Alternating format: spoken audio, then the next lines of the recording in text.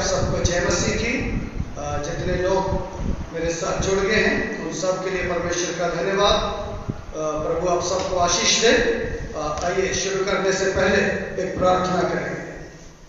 सर्वशक्तिमान सेनाओं के यहोवा, पवित्र पवित्र पवित्र परमेश्वर, हम आपका धन्यवाद करते।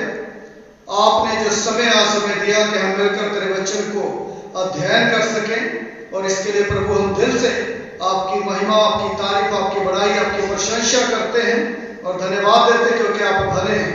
प्रभु तेरा वचन जो प्रभु देहधारी तलवार से भी चोखा है, जो हमारे हृदय को आर पार छेदता और गोदता है, प्रभु आज हमसे बोले, बातचीत करने पाए और तेरे वचन को जानने के लिए हम में से हर एक की मदद और सहायता करें, अनुग्रह करें, दया करें। जितने लोग देख रहे हैं प्रभु, एक एक को आशीष दीजिएगा। धन्यवाद के साथ प्रार्थना प्रभु यीशु के नाम से मांगते हैं, आमीन। परमेश्वर का धन्यवाद एक बार फिर से। प्रभु हमें अनुग्रह दिया कि हम मिलकर परमेश्वर के वचन को अध्ययन कर सकें। जैसा हम लगातार पिछले 4 हफ्ते से लगातार स्टडी करते हुए आ रहे हैं यीशु मसीह के दूसरे आगमन के विषय में। यीशु मसीह का दूसरा आगमन क्यों होगा, कब होगा, कैसे होगा, इन सारी बातों को हम सीरीज में डिटेल में परमेश्वर के वचन से देख रहे हैं, और इसके लिए धन्यवाद। लास्ट वीक जो पार्ट 4 था, उसमें से हमने स्टडी किया, अध्ययन किया मिलकर, और मुझे उम्मीद है आप सब लोगों ने आशीष को पाया होगा, और इसके लिए मैं परमेश्वर का धन्यवाद करता हूँ। और पिछले हफ्ते जो मैंने बताया था, क्लेश होंगे, सताव होंगे, किस प्रकार से होगा, उन सारी बातों की चर्चा हमने किया था। और मैंने बताया था, जो प्रकाशित वाक्य की पुस्तक में से हमने पढ़ा था, ओले पड़ेंगे और आग के साथ। ये केवल संडे को मैंने परमेश्वर के वचन से हम लोगों ने मिलकर स्टडी किया, लेकिन उसके बाद ट्यूसडे को मेरे पास एक न्यूज आई, उसको मैं आप लोगों के साथ आज वीडियो में शेयर करूंगा। छत्तीसगढ़ की ऐसी ओलावृष्टि मानो आसमान से गोले बरस रहे हैं।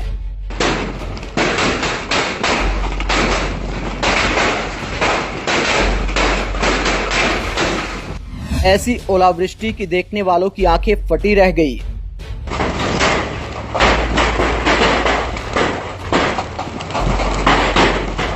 छत्तीसगढ़ के डिंडोरी इलाके में ऐसी ओलावृष्टि हुई जिसका वीडियो सोशल मीडिया पर लगातार शेयर किया जा रहा है। सोशल मीडिया पर कई लोग कह रहे हैं कि उन्होंने ऐसी ओलावृष्टि कभी नहीं देखी जैसी छत्तीसगढ़ के डिंडोरी में देखने को मिली। करीब 2 से 2.5 किलो के ओले जो है उसमें पड़े हैं, और ऐसा आकाश से गिर रहे थे वो ओले, और जैसा बम के गोले फटते हैं, और जहां जहां वो गिर रहे थे, गाड़ियों के ऊपर गिर रहे थे तो गाड़ियों में डेंट पड़ रहे थे, और धरती पे गिर रहे थे तो धरती के ऊपर गड्ढे पड़ रहे थे। और इवन जो कपरैल वाले घर होते हैं, उन कपरैल के घरों में जब वो गिरे, वो पूरा तोड़ दिया छत, और जो टीन वाले जो घर थे, उन टीन की छतें जो है तोड़ दी। और इतने बड़े 2 से 2.5 किलो के ओले थे। और आप समझ सकते हैं परमेश्वर का वचन कितना सत्य है, परमेश्वर का वचन और कितना सच्चाई के साथ जो उसने लिखा वो कैसे पूरा होता है। परमेश्वर का धन्यवाद इन सारी बातों के लिए। और हम इस शुरू से ही हम इस बात को देखते हैं कि जब से ही धरती बनी है, जब से ही इस संसार को बना, जब से आदम हवा को परमेश्वर ने बनाया है, शुरू से ही ये सारी बातें लगातार होती हुई आ रही हैं, और कोई ऐसा नया नहीं है। जो भी आदम से लेकर, आदम से शुरू होकर आदम के समय से ही लगातार ये क्लेश, महामारियां या जो कुछ भी तो बातें वो लगातार होती हुई आ रही हैं। इसके कोई नई बात ये नहीं है। और यीशु मसीह के समय में एक बार यीशु मसीह ने बताया, यीशु मसीह के समय में भी, कि एक ही बार में 18 लोग, एक मीनार गिरने से जो है वो 18 लोग मर गए। और उस समय वो बहुत बड़ी बड़ी मीनारें जो नहीं होती थी, बहुत बड़े बड़े मीनार नहीं होते थे, जनसंख्या भी इतनी बड़ी नहीं थी। एक मीनार गिरने से जब 18 लोग मरे, तो उस समय 18 लोग मरना उन लोगों के लिए एक बहुत बड़ी बात थी, क्योंकि जनसंख्या इतनी नहीं थी। इसलिए 18 लोग एक साथ में मीनार के नीचे दब के मरना तो कोई एक बहुत बड़ी उन लोगों के लिए बात चुनौती थी, ये अचानक से उनके लिए सरप्राइज था, ये कैसा हुआ, है ना? और क्या मूसा के समय में युद्ध नहीं हुए? क्या मूसा के समय में लड़ाइयां नहीं हुई? क्या मूसा के समय में विपत्तियां नहीं हुई? जरूर मूसा के समय हुआ, लड़ाइयां हुई, पुराने समय में भी हुआ। और इवन पुराने समय में युद्ध जो होते थे उनमें बाइबल में एक जिक्र आया है कि एक ही दिन में 1,84,000 लोग जो है एक ही युद्ध में मारे गए स्वर्गदूत के द्वारा। ये सारी बातें पहले से भी होती हुई आ रही थी, और इसका मतलब युद्ध भी होते थे, बीमारियां भी आती थी, महामारियां भी होती थी, लोग भी मरते थे, सब कुछ होता था। इवन अमेरिका जैसा सुपर पावर देश जो टेक्नोलॉजी में, इवन मेडिकल टेक्नोलॉजी में नंबर 1, कई और टेक्नोलॉजी में नंबर 1 सुपर पावर देश, ऐसे देश में भी समस्याएं आती हैं। यदि पिछले समय में आप देखें, स्टडी करें, गौर करें, तो उस समय एक वर्ल्ड ट्रेड सेंटर के ऊपर जब हमला हुआ, करीब 3,000 से ज्यादा लोग एक बार में मर गए वर्ल्ड ट्रेड सेंटर के ऊपर हमला करते समय। और यदि जापान देश की बात करें, सुनामी लहरें जब आई, 1,000 से ज्यादा लोग जो है सुनामी लहरों में एक ही दिन में मारे गए। इसका मतलब महामारियां, बीमारियां, समस्याएं, परेशानियां, ये सब कुछ आएंगी, सब कुछ चलेगा। और परमेश्वर का वचन वो सत्य है, परमेश्वर का वचन वो पूरी तरीके से, जैसा प्रभु ने अपने वचन में बताया था, जमीन भी टल सकती है, आसमान भी टल सकता है, लेकिन परमेश्वर के जो वचन में लिखा हुआ वो कभी भी पूरे हुए बिना नहीं टलेगा। इसके लिए परमेश्वर का धन्यवाद करते। आज हमने पिछले समय में जो परमेश्वर के वचन से देखा था, 3 महामारियों के विषय में मैंने बताया था, 3 विपत्तियों के विषय में मैंने परमेश्वर के वचन से बताया था। जैसे पहले 7 विपत्तियों को एक विपत्ति गिना गया, दूसरी 7 विपत्तियों को दूसरी विपत्ति गिना गया, तीसरी 7 विपत्तियों को तीसरी विपत्ति गिना गया। इन 3 महामारियां, 3 विपत्तियों के विषय में हमने मिलकर मनन किया था, और परमेश्वर ने बताया था वो विपत्तियां तो आएंगी, जैसे मोहर खोलते समय, और जो है तुरही फूंकते समय, और कटोरे को उंडेलते समय, जैसे स्वर्गदूतों ने कटोरा उंडेला। वो 3 महामारियां, 3 विपत्तियां, उनका जिक्र परमेश्वर के वचन से हमने देखा था। अब परमेश्वर का धन्यवाद करते। आपको एक उदाहरण देकर ताकि आप आसानी से समझ जाएं कैसे होगा। अगर आप हेलीकॉप्टर के बारे में जानते हैं, कल मैं सर्च कर रहा था, देख रहा था, हेलीकॉप्टर करीब धरती से 20 से 30-35 हजार फीट की ऊंचाई पे उड़ता है, और उसको उड़ाते समय जो पायलट होता उसको पूरा ट्रेनिंग दिया जाता, पूरा उनको प्रशिक्षण दिया जाता कि इतनी ऊंचाई के ऊपर उड़ते समय यदि अचानक से जहाज को आग लग जाए, और कैसे आपको करना है, क्या आपको करना है, कैसे आप बच सकते हैं, कैसे आप जहाज की एक्टिविटी को, आप जहाज की गतिविधियों को कैसे आप देख सकते हैं, कैसे आप जहाज को देख सकते हैं, कहां पर आग लगी है, कैसे है, और सारी बातों का प्रशिक्षण उनको दिया जाता है। मैं जब उस बात को देख रहा था, और जहाज मान लीजिए 18-20 हजार से ज्यादा ऊंचाई के ऊपर उड़ रहा है, और अचानक जहाज में आग लगी है, अभी पायलट क्या करेगा? क्योंकि उसको उस प्रकार से प्रशिक्षण दिया जाता। पायलट की सीट के नीचे एक जो बटन होता है, वो बटन जो है उसको दबाएगा, और अचानक से उसकी सीट एकदम से ऊपर उठ जाएगी, और ऊपर से खुल जाएगा, और ऊपर उठ जाएगा एकदम से, और ऊपर उठकर वो पूरे जहाज को वहां से देख सकता है।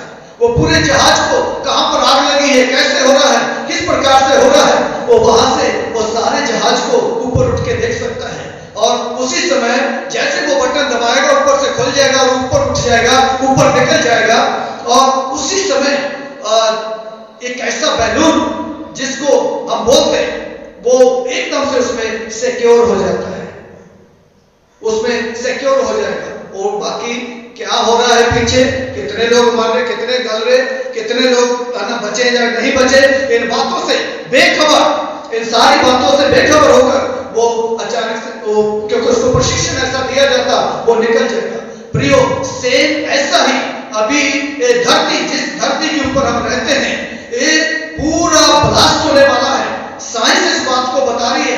हर रोज साइंस रिसर्च करते समय कुछ ना कुछ ऐसी बातें बोलती है कि एक ऐसा ग्रह जो है लगातार पृथ्वी के पास से होकर निकलेगा, पृथ्वी से टकरा गया तो एक बहुत बड़ा विस्फोट होगा, पृथ्वी जल जाएगी, पृथ्वी के ऊपर विस्फोट हो जाएगा। बातें, सारी बातें चेतावनी के लिए हमारे सामने जो है हमें बताया जा रहा है। और इसलिए कई बार मेरे को ये बातें कई बार सरप्राइज नहीं करती है, क्योंकि प्रभु अपने वचन में पहले से ही सारी बातें हमें खोलकर बता दिया है और आपको एक बटन दे दिया है कि जब धरती जलेगी, ये पृथ्वी जब जलेगी तो उस समय आपके पास एक बटन है, आप इस बटन को दबा के आप ऊपर निकल सकते हैं, पीछे दुनिया को भी देखेंगे कैसे जल रही है और आप ऊपर उठ सकते हैं। प्रभु का धन्यवाद। आज जैसे पायलट उसको परवाही करता है जब जहाज में आग लग जाती है कि कैसे मेरे जो इसमें जो पैसेंजर हैं तो बचेंगे या नहीं बचेंगे। पर आज वो समय है, धरती के ऊपर कभी भी अचानक से विस्फोट होगा। मैं आपको डराने के लिए ये बातें नहीं बोलता हूं, क्योंकि परमेश्वर के वचन में ये लिखा है, अचानक से धरती जो है विस्फोट होने से अचानक से जल उठेगी और पूरी तरह से, क्योंकि आज कल भी मैं देख रहा था जो कोरिया का जो तानाशाह किम जोंग, वो कई ऐसे विस्फोट तैयार कर रहा है, कई ऐसा परमाणु हथियार तैयार करने में लगा हुआ है। कल उसने एक ऐसी इंडस्ट्री का न्यूज़पेपर में बता रहे थे, वो उद्घाटन किया है ताकि बहुत से परमाणु हथियार वो वहां पर बना सके। और वो बीमार है, बता रहे थे कि यदि वो मर गया तो आगे किसके हाथ में वो परमाणु हथियार लग जाएंगे, किसी गलत व्यक्ति के हाथ में लग सकते हैं। इसका मतलब पृथ्वी के ऊपर अचानक से सडनली कभी भी कुछ भी हो सकता है प्रियो। और इसलिए जितने लोग मुझे ऑनलाइन देख रहे हैं, कलीसिया के लोग देख रहे हैं, अन्य जाति लोग देख रहे हैं, अभी वो समय है, परिवार के लोग यदि उस बटन को जानते हैं चलाना, उस बटन को उपयोग करना जानते हैं तो अच्छी बात है, क्योंकि वो समय है कि आप एक पायलट के समान अपनी तैयारी को रखें, क्योंकि कभी भी कुछ भी हो सकता है। प्रभु का धन्यवाद हो। जब हम अध्ययन कर रहे थे पहली विपत्तियां, जो पहली 7 विपत्तियों के ऊपर जो 7 मोहरों के खोलने पर होगी, जो प्रकाशित वाक्य 6, 7, 8 अध्याय में 7 मोहरों के खोलने के ऊपर जो हमने अध्ययन किया था कि जैसे ही वो 7 मोहरें खोली जाएंगी, पहली जो 7 विपत्तियां जिनको प्रभु एक गिनता है, कुछ ना कुछ वहां पर होता है। पृथ्वी पे भी कुछ हो रहा है और ऊपर भी कुछ हो रहा है। और मैं चाहूंगा उस आयत को हम दोबारा से वहां पर वापस आएंगे। प्रकाशित वाक्य 6 अध्याय उसका 9 आयत हम पढ़ेंगे। पृथ्वी पे भी कुछ हो रहा है और उसके साथ साथ ऊपर भी जो है कुछ हो रहा है। जब उसने 5वीं मोहर खोली, हाँ, ये जो मोहरों के खोलने के ऊपर जो हम स्टडी कर रहे थे, क्योंकि एक एक मोहर के खोलने पर कोई ना कोई विपत्ति हो रही है। जब उसने 5वीं मोहर खोली तो मैंने वेदी के नीचे उनके प्राणों को देखा, जो परमेश्वर के वचन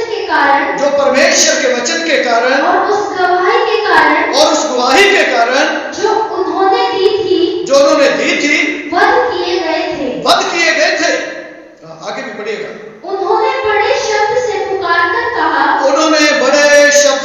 कर कहा, हे स्वामी, हे पवित्र और सत्य है, तू कब तक न्याय न करेगा। प्रियो, ये वेदी कहां पर है? मैंने तो पृथ्वी पर इतनी बड़ी वेदी और इस प्रकार की वेदी नहीं देखी। ये एक ऐसा स्थान है जहां पर कुछ ऐसे लोग जो अपने पापों के कारण नहीं, जो अपनी गलतियों के कारण नहीं, जो अपने गुनाहों के कारण नहीं, बल्कि सुसमाचार सुनाने के कारण या गवाही देने के कारण जिनको मौत के घाट उतार दिया गया, जिनको कत्लेआम कर दिया गया, जिनको मार दिया गया, ऐसे लोग पुकार रहे हैं। कहां से? उस वेदी के ऊपर से। कहां पर है ये वेदी? प्रियो, मुझे नहीं मालूम आप इसको कहां तक समझते, लेकिन मैं विश्वास करता हूं कि ये अधोलोक से अलग एक जगह है जिसको एक पैराडाइज करके नाम दिया गया है। ये वो स्वर्ग नहीं है जहां पर ये वेदी है, ये स्वर्ग नहीं है जहां पर परमेश्वर का सिंहासन है, जहां पर परम पवित्र परमेश्वर वास करते हैं। ये उससे अलग एक जगह है जिसको नाम दिया गया है पैराडाइज, स्वर्ग जैसी जिसको बोलते रेस्ट प्लेस, जहां पर जो रेस्ट के लिए कुछ लोगों को रखा गया है और उसको रेस्टिंग प्लेस के नाम से जाना जाता है, वहां पर जो आत्माएं हैं वो पुकार रही हैं। आप पढ़िएगा 10 आयत दोबारा से। उन्होंने बड़े शब्द से पुकार कर कहा, वो जो कत्ल किए गए थे, जिनको मार दिया गया था, उन्होंने बड़े शब्द से पुकार कर कहा, हे स्वामी, हे स्वामी, हे पवित्र और सत्य, तू कब तक न्याय न तू करेगा कब तक न्याय न करेगा और पृथ्वी के रहने वालों से हमारे लहू का बदला कब तक न लेगा। प्रियो, मैंने बताया ये अपने पापों गुनाहों अपराधों के कारण नहीं मारे गए, ये कत्ल किए गए, ये घात किए गए, क्योंकि ये सुसमाचार प्रचार इन्होंने किया, इन्होंने गवाही दी, हमने यीशु मसीह को चखा है, हमने यीशु मसीह को परखा है, हमने यीशु मसीह को अपने जीवन में लिया है, हमने यीशु मसीह को अनुभव किया है। यीशु मसीह जीवित परमेश्वर है, वही जगत का उद्धार करता है। धरती के ऊपर, स्वर्ग के नीचे और कोई दूसरा नाम नहीं है जिसके द्वारा हम उद्धार पा सके। ये गवाही जिन्होंने दिया, उन लोगों को मार दिया गया, उन लोगों को घात किया गया। आज भी ये हो रहा है। आप अरब कंट्री में जाके देखें, कितने लोग इस गवाही के कारण, पिछले दिनों कुछ ऐसी वीडियो कुछ लोगों ने मेरे पास भेजा, उनको हाथ पैर बांधकर और नीचे किसी के तो पूरे लाइन में सैकड़ों लोगों के गले काट दिए गए और कईयों को गोली मार दिया गया, कितनों को और अत्याचार कितने लोगों के ऊपर किए गए और इस प्रकार से उन लोगों को मार दिया गया और उन लोगों को घात किया गया। और लेकिन उनके लिए क्या उत्तर था, वो पढ़िएगा 11 आयत। उनमें से हर एक को श्वेत वस्त्र दिया गया, हर एक को श्वेत वस्त्र दिया गया और उनसे कहा गया कि और थोड़ी देर तक विश्राम करो, और थोड़ी देर तक यहाँ विश्राम करो। जैसे उन्होंने बोला, प्रभु कब तक न्याय न करेगा, कब तक हम यहाँ पर रहेंगे, तो उनके लिए एक उत्तर था, श्वेत वस्त्र पहन लो और आराम करो इस जगह पर। हालेलुया, परमेश्वर का धन्यवाद हो। और जैसे यूहन्ना इन सारी बातों को होते हुए देख रहा है, वो धरती के ऊपर भी देख रहा है और वो उस पैराडाइज को भी देख रहा है, वो स्वर्ग में भी देख रहा है, और तीनों जगह में वो इस बातों को होते हुए देख रहा है। स्वर्ग में क्या हो रहा है, धरती में क्या हो रहा है, पैराडाइज में क्या हो रहा है।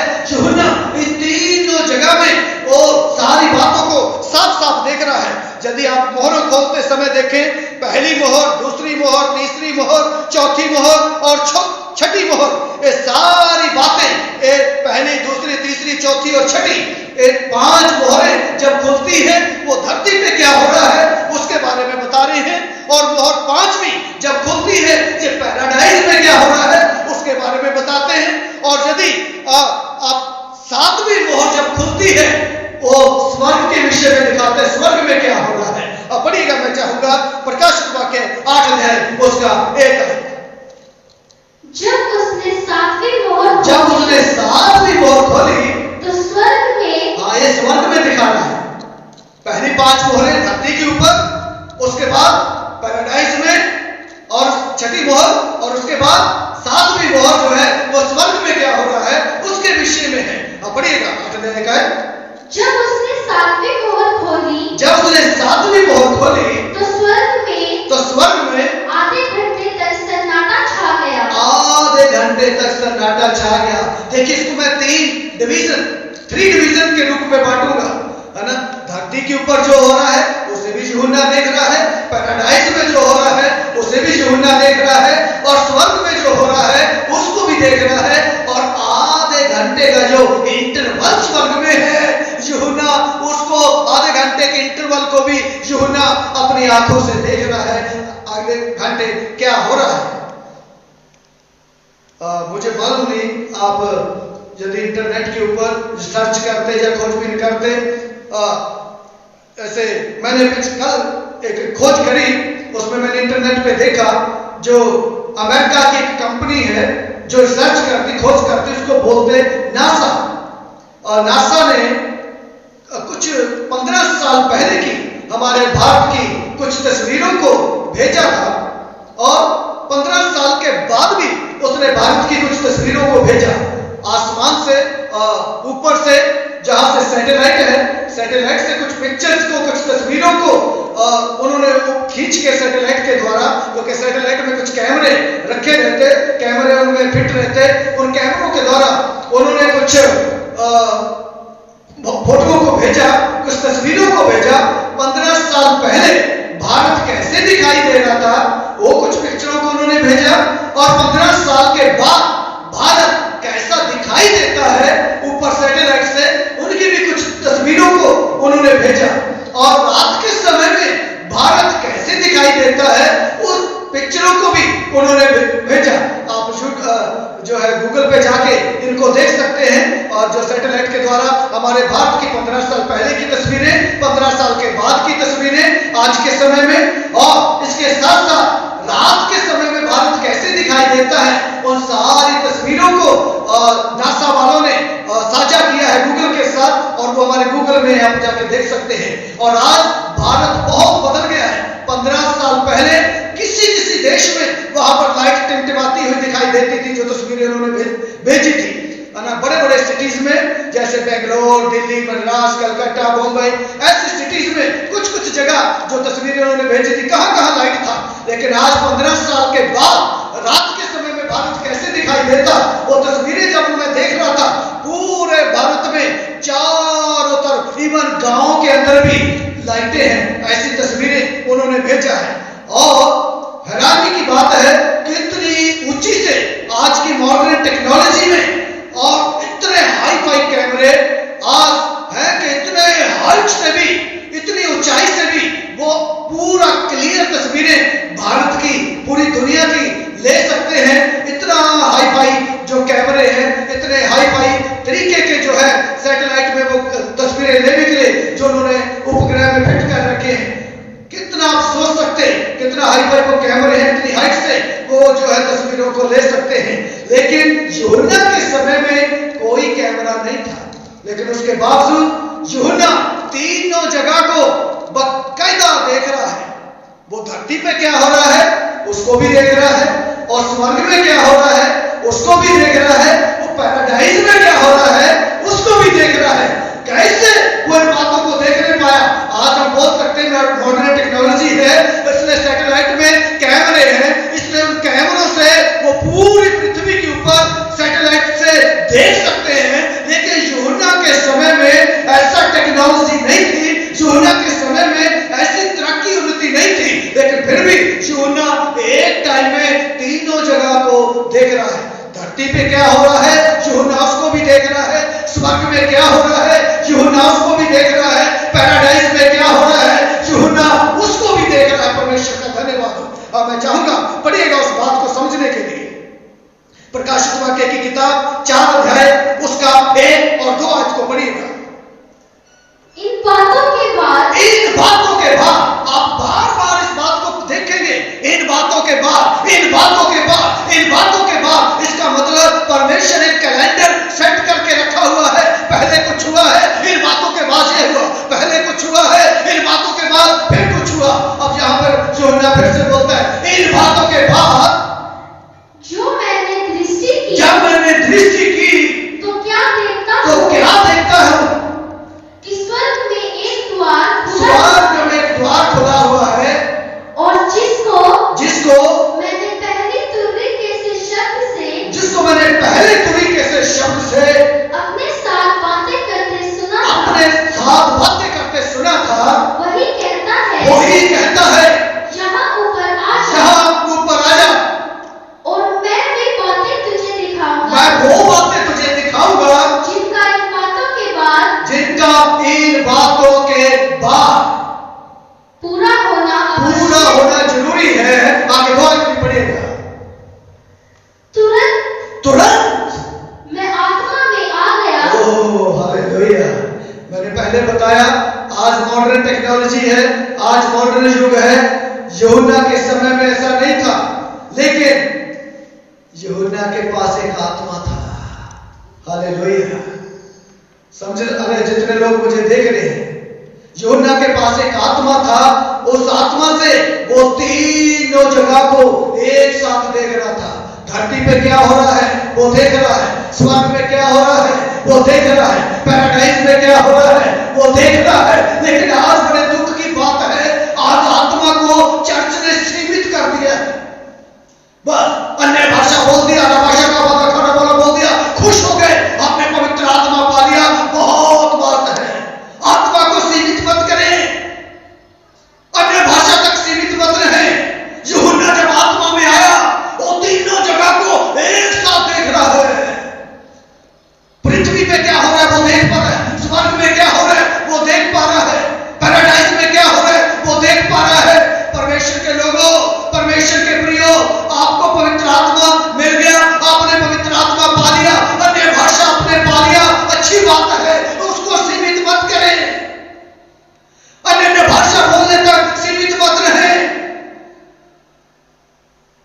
जिसको पवित्र आत्मा में भरने का अनुभव है, इसलिए आज हमने प्रार्थना करते समय एक गीत को गाया, आत्मा से भर दे मुझे, पवित्र आत्मा से भर दे मुझे। क्योंकि जब हम आत्मा से भर जाएंगे, सब जगह देखने वाले बन जाएंगे। हालेलुया।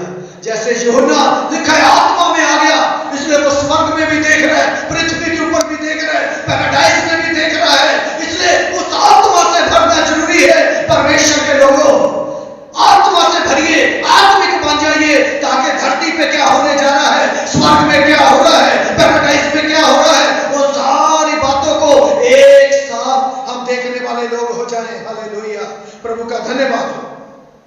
अभी जहां यूहन्ना धरती पे भी देख रहे हैं, स्वर्ग में जो इंटरवल हो रहा है उसको भी देख रहे हैं, पैराडाइज में जो आत्माएं पुकारी हैं उनको भी देख रहे हैं। 6 अध्याय में वो 2 बातों को देखता है, धरती की बातों को भी देखता है और स्वर्ग की बातों को भी देखता है। 7 अध्याय में वो कुछ मोहर जो खुलती है उनको भी देख रहा है, और उसके बाद 12 गोत्रों में जो माथे के ऊपर मोहर दी गई है उनको भी यूहन्ना वहां पर देख रहा है। और इस्राएल के 12 गोत्रों के माथे पर जो मोहर दिया गया उनको यूहन्ना वहां पर और मोहर को देते हुए भी देख रहा है। मैं चाहूंगा एक आयत और पढ़िएगा, प्रकाशित वाक्य 7 अध्याय उसका 9 है। इसके बाद मैंने उसके बाद फिर बार बार बोलते हैं, इसके बाद मैंने दृष्टि की, इसके बाद मैंने दृष्टि की, और देखो हर एक जाति और कुल और भाषा में से एक ऐसी बड़ी भीड़ जिसे कोई गिन नहीं सकता, श्वेत वस्त्र पहने हुए और अपने हाथों में खजूर की डालियां लिए हुए सिंहासन के सामने और मेमने के सामने खड़ी है। कौन है ये बड़ी भीड़? कहां से आई ये भीड़? कैसे प्रवेश कर गई ये भीड़? कौन है ये खजूर की डालियां लिए हुए ये भीड़ के लोग? यूहन्ना बोलता है, प्रभु मुझे नहीं मालूम कौन है ये। पढ़िएगा 13 और 14, आपको समझने के लिए आपको पता चलेगा कौन है ये भीड़। इस पर प्राचीनों में से क्योंकि जब यूहन्ना समझ नहीं पाया ये भीड़ कौन है, कैसे यहां पहुंच गई, किस प्रकार से ये यहां पहुंच गई, कौन है ये भीड़ के लोग जो खजूर की डालियां लिए हुए हैं, यूहन्ना समझ नहीं पाया। तो एक प्राचीन उठकर यूहन्ना के पास आता है। एक ने मुझसे कहा ये पहने हुए कौन है? ये सफेद वस्त्र पहने हुए ये कौन है और कहां से आए हैं? मैंने उससे कहा, यूहन्ना बोलता है, मैंने उससे कहा, हे स्वामी तू ही जानता है। उसने मुझसे कहा, ये वे हैं जो उस महाक्लेश में से निकलकर आए हैं। प्रियो, मैंने पिछली बार भी बताया था 3 महाक्लेश। पहली 7 मोहरों को खोलते समय क्लेश, तुरियां फूंकते समय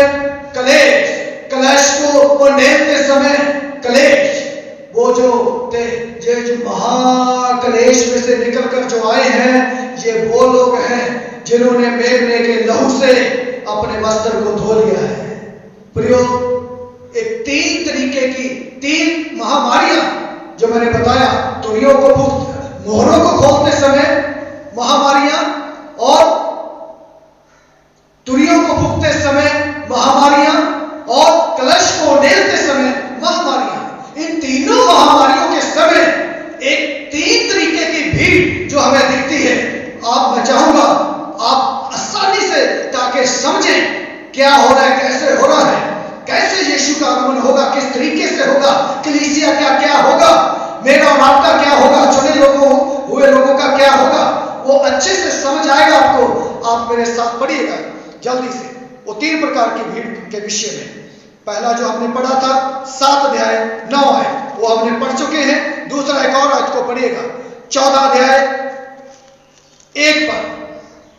फिर मैंने दृष्टि की और देखो वह मेमना सिय्योन पहाड़ पर खड़ा है और उसके साथ 1,40,000 जन हैं। 40,000 1,40,000 जन हैं, 1,40,000 जन हैं, जिनके माथे पर उसका और उसके पिता का नाम लिखा हुआ है। 3, 4, 5 पर भी पढ़िए।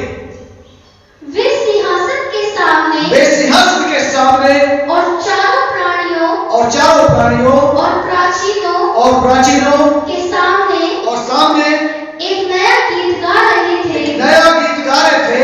उन 1,40,000 जनों को और उन 1,40,000 जनों को छोड़कर जो पृथ्वी पर से मोल लिए गए थे, कोई वह गीत न सीख सकता था। कोई वो गीत ना सीख सकता था। एक भीड़ यहां पर है और पढ़िएगा मेरे साथ 19 अध्याय 1 आयत। इसके बाद मैंने स्वर्ग में मानो बड़ी भीड़ को ऊंचे शब्द से यह कहते सुना। हालेलुया, उद्धार और महिमा और सामर्थ्य हमारे परमेश्वर की है। हालेलुया, प्रभु का धन्यवाद। तीनों विपत्तियों के समय में, तुरी फूंकते समय और मोहर खोलते समय, कलश उड़ेलते समय, तीनों जगह में एक बड़ी भीड़ अलग अलग जगह में हमें दिखाई दे रही है। और वापस आएंगे हम अपने उन जो खजूर की डालियां लिए हुए जो भीड़ है। कौन है वो भीड़ जो खजूर की डालियां जिनके हाथों में है? और वापस आएंगे उस पद के ऊपर। प्रकाशित वाक्य 7 अध्याय, और इसको समझने के लिए 9 पद से 17 पद तक पढ़ना जरूरी है। आप उसको घर पे पढ़िएगा। कौन है ये लोग? क्योंकि यूहन्ना जब समझ नहीं पाया, यूहन्ना को जब समझ नहीं आया कौन है, तो एक प्राचीन को उठकर बोलना पड़ा, उठकर बताना पड़ा यूहन्ना को, ये वो लोग हैं जिन्होंने मेमने के लहू से अपने वस्त्रों को धो लिया है, मेमने के लहू से अपने आप को शुद्ध कर लिया है। ये वो लोग हैं। और उसके बाद 14 और 15 को पढ़िएगा, क्या कर रहे हैं वो लोग। 7 अध्याय 14 और 15 है। मैंने उससे कहा, हे स्वामी, तू ही जानता है। जब प्राचीन ने उससे पूछा कौन है ये लोग, यूहन्ना बोलते हैं स्वामी तू ही जानता है। उसने मुझसे कहा, ये वे हैं जो महाक्लेश से निकल कर आए हैं। इन्होंने अपने अपने वस्त्रों को मेमने के लहू से धोकर सफेद किए हैं। ये वो लोग हैं। और 17 आयत में पढ़िएगा, 15 में पढ़िएगा। इस कारण वे परमेश्वर के सिंहासन सुनिए, क्योंकि उन्होंने अपने वस्त्रों को मेमने के लहू से धोया है, सफेद किया है। इस कारण वे परमेश्वर के सिंहासन के सामने हैं और उसके मंदिर में दिन रात सेवा कर रहे हैं। और जो सिंहासन पर बैठा है वह उनके ऊपर वो उनके ऊपर अपना तंबू तानेगा।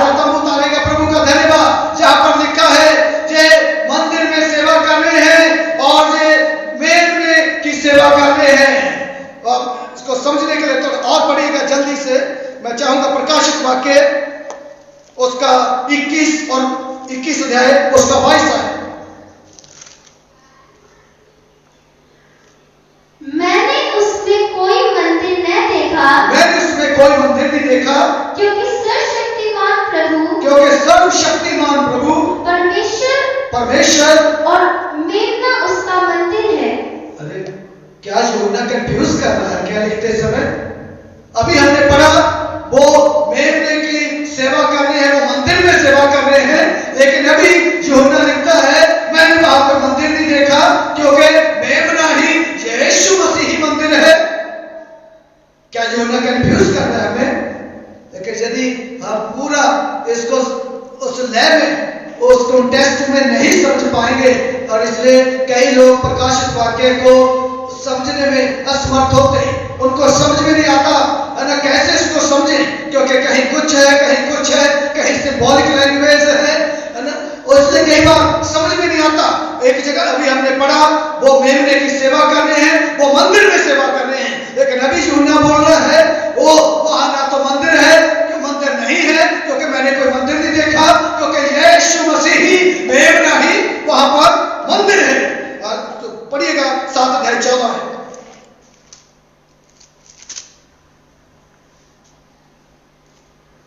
मैंने उससे कहा, हे स्वामी, तू ही जानता है। उसने मुझसे कहा, ये वे हैं जो उस महाकलेश में से निकलकर आए हैं। सुनिए ध्यान से, यीशु मसीह ने बहुत क्लियर और स्पष्ट शिक्षा देते समय कई बातों को बहुत स्पष्ट किया है। जो महाक्लेश में से निकल कर आने की बात जो कर रहे यीशु मसीह।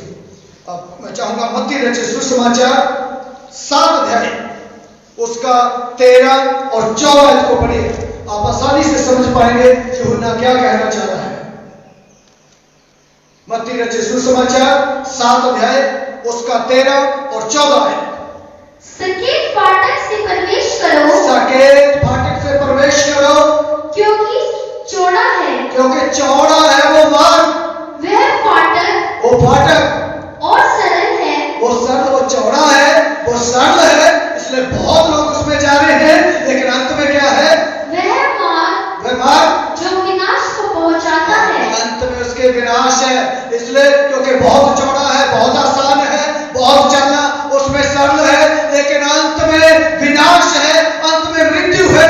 लेकिन और बहुत से हैं जो उससे प्रवेश बहुत लोग चल रहे हैं उसमें, क्योंकि सकेत है, लेकिन बहुत सकेत है, बहुत सकरा है, वह फाटक और कठिन है, क्योंकि कठिन है, वो मार्ग कठिन है जो जीवन को पहुंचाता है, और थोड़े हैं वो क्योंकि बहुत थोड़े हैं जो उस पे चल रहे हैं, जो उसे पाते हैं, लेकिन अंत में उसके जीवन है।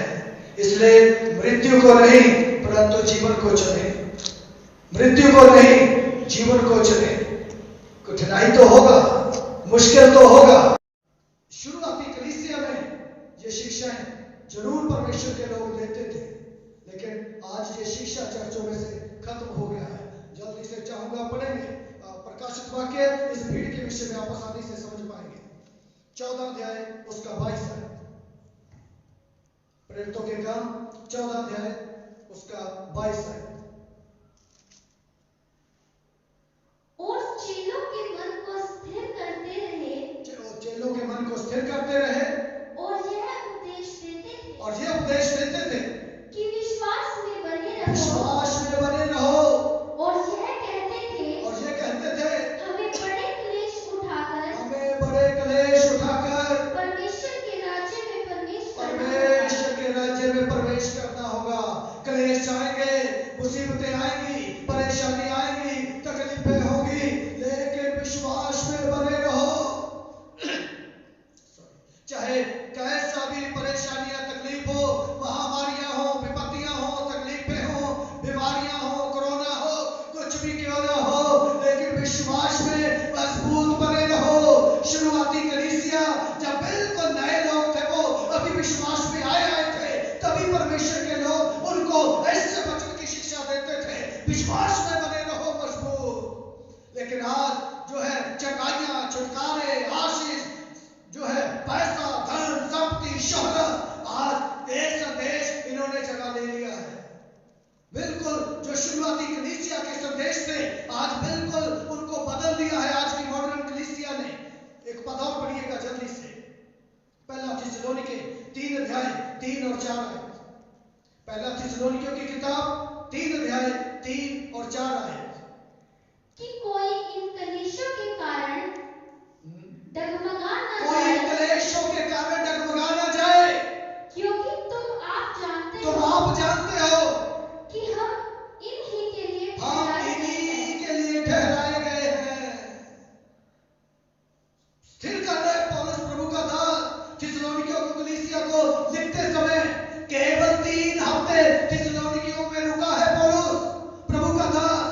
3 हफ्ते के अंदर उनको उनके दिल में उतार दिया, अरे तुम कलेश सहने के लिए बनाए गए हो, इसलिए मजबूत बने रहो, क्लेशों में स्थिर रहो। 3 हफ्ते के अंदर उनके मन के अंदर उतार दी इस बात को। फिलिपियों की कलीसिया को लिखते समय भी बोलता है मजबूत बने रहो, दृढ़ बने रहो। जहां जहां भी पुरानी शुरुआती कलीसिया, आदि कलीसिया की शिक्षाओं को देखेंगे पूरी तरीके से, यदि आप चर्च हिस्ट्री पढ़े तो रोना आएगा आपको। कैसे कैसे हालातों में से कलीसिया निकल कर आई है, किन किन परिस्थितियों में से कलीसिया निकल कर आई है, कैसे सताव में से कलीसिया निकल कर आई है। ये सताव केवल बाहरी सताव नहीं, बाहरी सताव भी था और अंदरूनी सताव भी था। हर अंदरूनी सताव में से भी और बाहरी सताव में से भी कलीसिया निकल कर गई है। आज सताव की बात, क्लेश की बात, दुखों की बात, तकलीफों की बात आज कलीसियों में से खत्म हो गई है। आज उन दुख क्लेश की जगह आज केवल चंगाई, आशीष, छुटकारा, धन, संपत्ति, आज उनकी जगह इन्होंने ले लिया है। आज कलीसिया दुख और तकलीफ को सुनने वाली नहीं है, आज समस्याओं को सुनने वाली नहीं है। उनको ये बातें अच्छी नहीं लगती, उनको ये बातें समझ में नहीं आती है।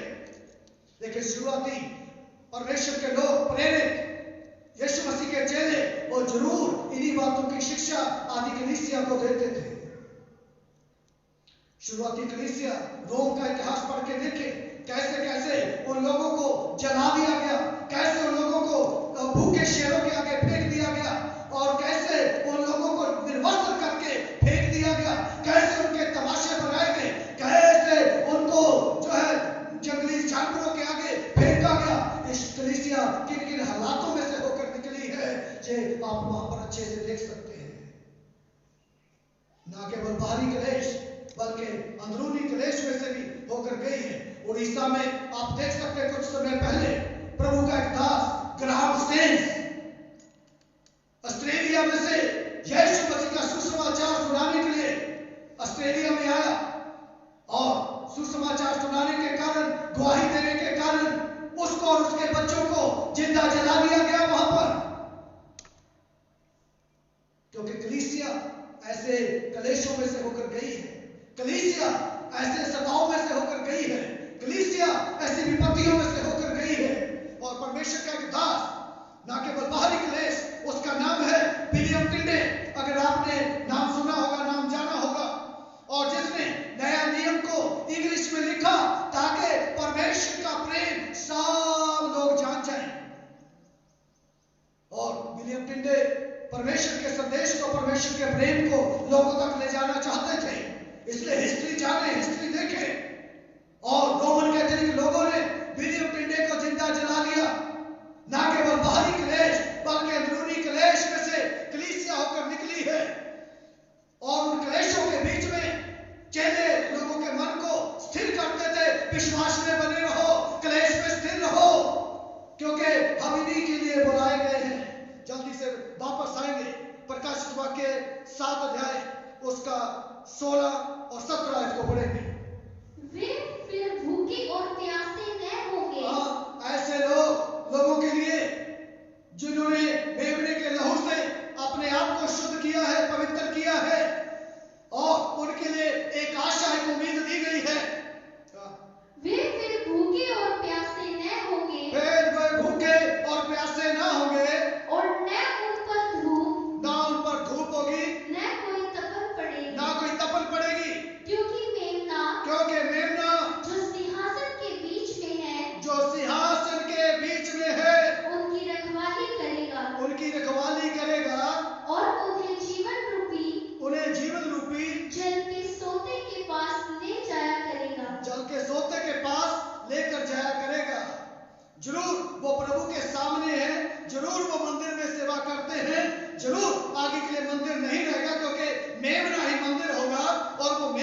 सेवा करेंगे। और क्या मतलब है इसका, पढ़ेंगे पहला थिस्सलुनीके 1:4 उसका 16 है। पहला थिस्सलुनीके 4:16 है। क्योंकि प्रभु आप ही स्वर्ग से क्योंकि उतरेगा, प्रभु आप स्वर्ग से उतरेगा, उस समय ललकार और प्रधान दूत का शब्द सुनाई देगा, दूत का शब्द सुनाई देगा, और परमेश्वर की तुरही फूंकी जाएगी, परमेश्वर की तुरही फूंकी जाएगी, और जो मसीह में मरे हैं, जो मसीह में मरे हैं, वे पहले जी उठेंगे। हालेलुया। जो मसीह में मरे हैं, गवाही देने के कारण मरे हैं, सुसमाचार प्रचार सुनाने के कारण मरे हैं, ये वो झुंड है जो खजूर की डालियां ली हुए परमेश्वर के सिंहासन के सामने जय जयकार कर रहे हैं, स्तुति कर रहे हैं, आनंद के गीत गा रहे हैं। हालेलुया, प्रभु का धन्यवाद हो। वो पहले जी उठेंगे। आगे 17 में पढ़िएगा। तब हम जो जीवित और बचे रहेंगे, तब हम जो जीवित और बचे रहेंगे, उनके साथ बादलों पर उठा लिए जाएंगे। हालेलुया। वो झुंड मेरा और आपका भी इंतजार कर रहा है। वो झुंड वहां पर हमें बादलों पर उठा लिया जाएगा। वो मेरा और आपका इंतजार कर रहा है वो झुंड। आगे और आने वाले दिनों में इनको और डिटेल में हम देखेंगे, इसलिए बने रहे हमारे साथ। पार्ट 6 में यीशु मसीह का दूसरा आगमन, पार्ट 6, तो कैसे हम जब हम उठा लिए जाएंगे, वो झुंड जो हमारा इंतजार कर रहा है। इसलिए चाहे जिए चाहे मरे, हमें प्रभु की स्तुति करना है। और इसलिए परमेश्वर का धन्यवाद। उस गीत को हम गाएंगे, मेरे जीने का मकसद तू है, मेरे जीने का कारण तू है, मैं जीऊं या मरूं वो तेरे लिए, वो तेरे लिए। मिलकर गाएंगे हम। Hallelujah, hallelujah. मेरे जीने का मकसद तू है, मेरे जीने का कारण तू है, मैं जीऊं या मरूं तू मेरा प्रभु, तू मेरा प्रभु। चाहे हम जिए चाहे मरे, जीना हमारे लिए मसीह और मरना हमारे लिए लाभ है। इसलिए परमेश्वर इन सारी बातों में आपको आशीष देने पाए और हम मिलकर परमेश्वर के वचन का अध्ययन करेंगे आने वाले दिनों में। इसलिए एक दूसरे के साथ शेयर करें ताकि वो भी इन बातों को, परमेश्वर के वचन को गहराई से जानने और समझने पाए। और जितने मुझे देख रहे हैं प्लीज जरूर आगे आप शेयर करते रहे। आइए हम प्रार्थना करें। स्वर्गीय पिता, तू जो जीवित और सच्चा है, तू ही है जो जिंदा और मुर्दों का न्याय करने बादलों पर अपने दूतों के साथ आने वाला है। तू कब आएगा, किस प्रकार से आएगा, तेरे आने से पहले क्या होगा, कैसा होगा, इन सारी बातों को जब हम प्रभु तेरे वचन से मनन करते हैं, प्रभु हमारी बुद्धि को खोल, हमारी समझ को खोल, ताकि इन बातों को हम और गहराई से जानने समझने पाए और हम प्रभु हर कलेश में मजबूत और दृढ़ खड़े रह सके और आपकी महिमा करते रहे। पिता, हम में से हर एक को तेरे वचन में जड़ पकड़ते हुए प्रभु और मजबूती के साथ तेरे पीछे चलने का अनुग्रह करे, दया करे। प्रार्थना को सुनने के लिए धन्यवाद। प्रभु यीशु के नाम से मांगते हैं, आमीन। जितने लोग मुझे देख रहे हैं, जरूर आप इसके बाद अपने देश समाज के लिए प्रार्थना करते रहें और घर पे रहें, सुरक्षित रहें। प्रभु आप सबको आशीष दे।